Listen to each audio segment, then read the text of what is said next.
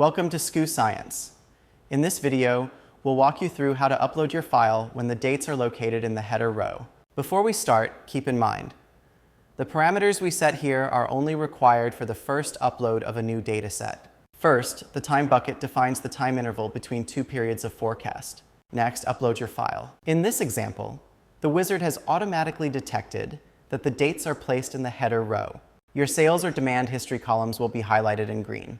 You can click any date header to select or deselect the periods you'd like to include. SKU Science usually detects the date format on its own, but if needed, you can choose from preset formats, or even create your own. Likewise, number formats are usually auto-detected. If something looks off, just pick the right one from the drop-down list. The wizard also maps your columns to SKU Science fields automatically. You can adjust this mapping anytime to suit your needs.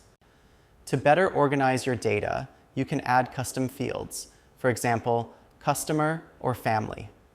To define the bottom level of the forecast, use any combination of fields. In this case, we'll just use part number. Before finishing, review the summary table to check that everything looks right. You can also choose to let our support team review your upload. When you're ready, just hit confirm. That's it. You've successfully uploaded your file to SKU Science using dates in the header. If you need help at any step, our support team is always here for you.